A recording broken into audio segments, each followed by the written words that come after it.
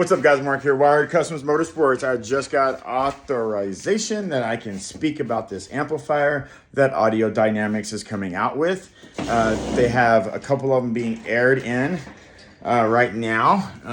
And what is this amplifier? Well, this is a higher end amplifier. It has a DSP in there with 10 channels. You don't come across that very often. Why does it have 10? Oh, also, this is an 8-channel amplifier with 10-channel out DSP. Why is that important? If you don't want to use the amplifier for subwoofers, the last 2 channels for those, and because you want more power, then you can connect straight into the DSP portion of this amplifier and run a cable straight into your other amplifier. That is a huge little add-on to what you're going to get from this amplifier.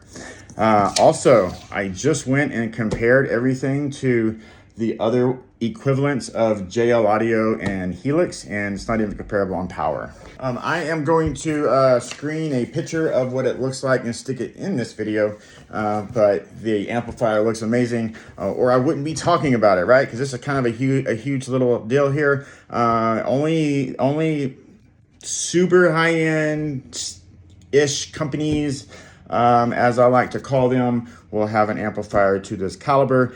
Gone and compared apples to apples and oranges to oranges, and no amplifier that I have located has as much power as this amplifier, period, on an 8-channel amplifier. So Alpine has an 8-channel.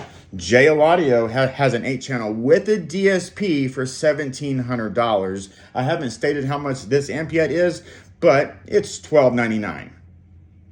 The other one is Helix. Helix has a 8-channel with a DSP, and it also has optical, which I haven't spoken about yet. This amplifier has optical, but guess how much that one is? $1,800. So you have 3 brands that are way more expensive than this amplifier, as well as it's got a lot less power. It's got around 30 to 40% less power than the AD amplifier.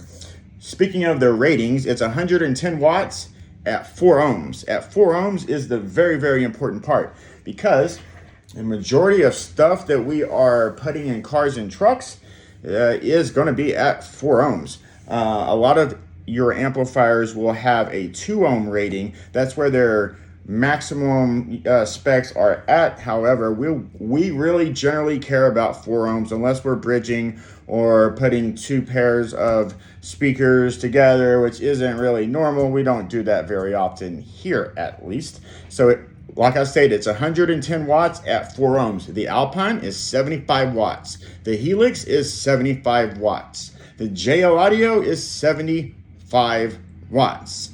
That's a huge difference in power. 75 to 110. When we're talking about mids and highs, that is a huge difference in power. And you can't really tell what this amplifier looks like here, but like I stated, I will send a picture in this video so you can look at it. It is also 300 watts times 4 bridged. So you can bridge like 1 and 2, bridge 3 and 4, and so forth, and get 300 watts out of the amplifier at 4 ohms. Also very important. You have multiple ways to go about your wiring. So you could have components in the front active, components in the rear also active, which I would never recommend a person to put components in the rear. However, I have gotten asked that many times, and we just put them in the rear for them. We tell them we don't really need it, but you can just stick a coaxial back there and be perfectly okay. Rear speakers are for rear passengers, in our opinion, and in the likes of the industry standard, pretty much across the board. If a client asks for components in the rear, it's normally because they have been disappointed with the product that they have had, and they think adding more speakers is the solution to the problem. No, adding proper product and power, and choosing product versus power is the most important part in the installation techniques. What do I mean by that? Well, using soundproofing material, using Stinger fast rings, or an equivalent to Stinger fast rings. We use Stinger here. As you can tell, we are a Stinger store. Stinger and Pack, exact same company. This amplifier slash DSP with 10 channels out also has what's called auto tune, which means when you come here, we already have a microphone and we can do what's called an auto tune, or we can manually tune it for you with our other specific reading electronic equipment that can be hooked up to the amplifier and speaker wires and tune everything our way. Or we can do the auto tune with a special microphone. This amplifier also has optical. Optical is very important in my opinion. You have one wire front to rear, generally speaking, depending upon the application. But like if you have an aftermarket radio up front, you can run one wire optical from the front to the rear into the amplifier, and that's it. Easy, right? Now you don't have to spend $40 times 1, 2, 3, 4, 5, 6, 8, or those high-end ones up there are $140 a pair. I don't really push those a lot because in my opinion, I don't think it's worth it. I'm a store, if I don't believe the client is getting more for their money, I'm going to talk you out of it. If you're a client of mine, you know I've probably told you, don't spend the money in sticking rear speakers in. Put the money towards the fronts, get higher quality fronts, do the installation techniques that matter, and you'll get more performance for your money instead of putting rear speakers in like I spoke about earlier. This is where I'm going to stop this, guys. This is called the DSP 1200 Auto Tune. It's from Audio Dynamics. It looks amazing. That's why I'm here doing this video, for a reason. I don't do this very, very often. I asked, when can I speak about this to let the masses know? I stole that word from somebody. You might know who that is. Also, one last little piece of stuff here.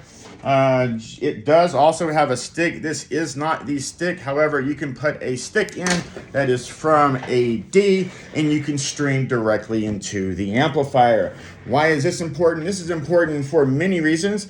Just for a one reason that we have used that option here many times is in an old school car where we don't want to cut anything. We can't really put a radio in there as we want. We can add a stick and stream directly into the amplifier from the client's telephone or cell phone, whatever you'd like to call it. So no source unit is needed. You can also do this in like a truck where there's no parts to change out your stereo and your stereo is broken, or you can't change out that radio. You can stream straight into the amplifier with no problems, quick and easy.